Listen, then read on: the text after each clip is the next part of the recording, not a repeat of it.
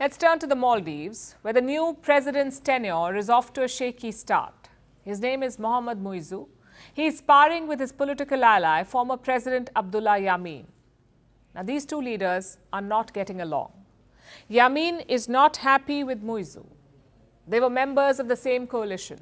Yameen was in the Progressive Party of the Maldives, PPM. But a few weeks ago, he left to form a new political outfit. And this exit came as a surprise. After all, he was part of the ruling coalition. He had just won the election. The momentum was with Yameen. So why did he leave? There's a lot of buzz in Mali. Reports say Yameen's exit is because of Mohammed Muizzu, the new president.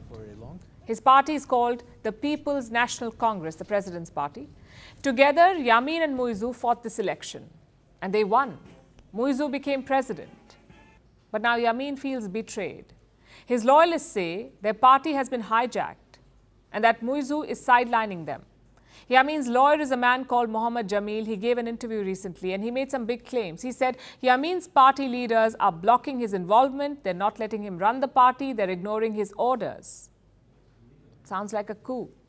Apparently engineered by President Muizzu. That's what the lawyer says, that Muizzu has been ignoring Yameen. He hasn't taken a single call from him. In fact, let me quote from that interview. This is what Yameen's lawyer said. I want to make one thing clear to the people. Dr. Muizzu has not picked up a single phone call from President Yameen since winning the election. If true, this exposes a rift. And it's backed by multiple observers. They say Yameen is infuriated with President Muizzu. He believes that the president used his name and his platform to win the election. The platform is India Out.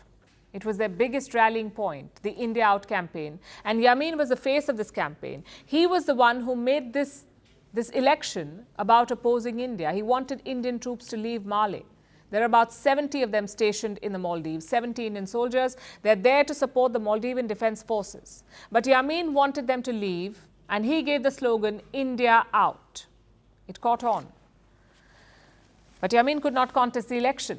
He was convicted last year in a money laundering case and sentenced to jail for 11 years.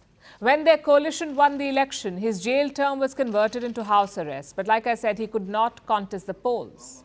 Initially, he wanted to boycott them, but later Yameen ended up backing Muizzu. And in return, Muizzu made a pledge. He promised to uphold Yameen's campaign promises, including the India Out campaign. And that's what he did. He kept his promise. Right after the swearing in, he spoke to the Indian leadership. He raised the issue of the Indian military presence. Muizzu has formally sought a withdrawal. The discussions are on, but Yameen is not in the picture. He's not part of the talks with India. He doesn't hold a position in the government. And now he's not even part of the ruling coalition. It's a win-win for Muizzu, really. He has replaced Yameen. He's become the face of the India Out campaign. And despite Yameen's exit, the president enjoys the support of his party. Many senior leaders of Yameen's former party have spoken out. They say they support President Muizzu. In fact, a hashtag is doing the rounds. I stand with Muizzu. That's what it says, the hashtag. I stand with Muizzu. The Maldivian defense minister is from the same party. Here's what he said, and I'm quoting. The PPM is with President Muizzu. We are joining hands in defense of President Muizzu's government. If this wasn't bad enough, listen to this. The defense minister is a nephew of Yameen. So the statement was brutal. And the writing is on the wall. The tables have turned on Yameen. He wanted India out of the Maldives. India is still there. Yameen is the one who's been pushed out.